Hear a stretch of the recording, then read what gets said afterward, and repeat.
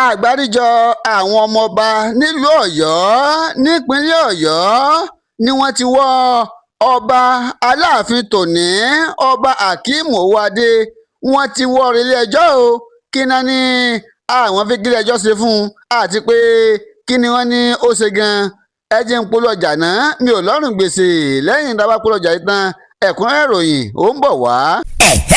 Atoni ìgbàlọ́lọ́ ń jalajala aluwala.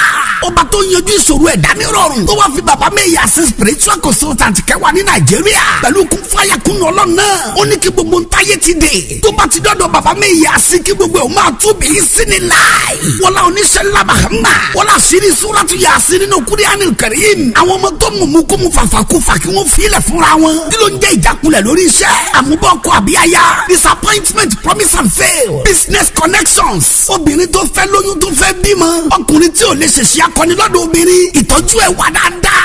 Tẹ bárò ẹni tó ń fojú kó jàǹkárí wọ̀. Kò ní rí bẹ́ẹ̀ mọ́ mọ́ṣáláà. Ẹ máa bọ̀ lọ́dọ̀ bàbá Mẹ́yà sí spiritual consultant nílùú Àbújá FCT.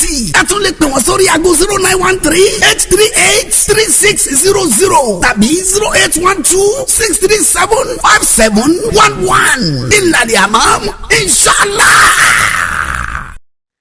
àgbáríjọ àwọn ọmọọba nílùú Ọ̀yọ́ nípínlẹ̀ Ọ̀yọ́ ni wọ́n ti wọ́ Aláàfin tòní ọba Hakeem Owóadé lọ síwájú ilé-ẹjọ́ gíga kan tó fìlú Ọ̀yọ́ nípínlẹ̀ Ọ̀yọ́ ṣe ibùjókòó níbi tí wọ́n ti ní àwọn rọ adájọ́ nínú ìwé ìpẹ̀jọ́ wọn pé kí wọ́n jọ jàre kí wọ́n bá pàṣẹ fún ọba Hakeem Owóadé pé kó yé lọ sí àwọn òde àríyá tí wọn ò bá pè sí kọ́mọ̀mọ́ ìyọjú náà sáwọn òde káàkiri o.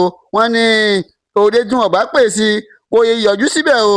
bẹ́ẹ̀ ni wọ́n tún rọ ilé-ẹjọ́ pé kí wọ́n jọ jàre kí wọ́n bá wọn pàṣẹ fún Hakeem Owóadé pé gbogbo àwọn ìwà tó jẹ́ pé ó ń kó ẹrẹ̀ bá ìtẹ́ Aláàfin kò sì bẹ́ẹ̀ kọ́ takété sí o. wọ́n kọ kínní ọ̀hún sínú ìwé ìpẹ̀jọ́. kínní ọ̀hún kún bámúbámú. wọ́n ní gbogbo àwọn ìwà ni ọ̀rọ̀ ni gbogbo ohun tó ń ṣe tó jẹ́ pé ó ń ta ẹrẹ̀ bá ìtẹ́ Aláàfin tó ti níyì láti ọdún pípẹ́ kí wọ́n dá lọ́wọ́ kọ́ o pé kó hùwà rẹ̀ mọ́ o kọ́ mọ́ bá ìtẹ́ tó jẹ́ pé ó ti níyì látọdún pípẹ́ kọ́ mọ́ ta ẹrẹ̀ sí o.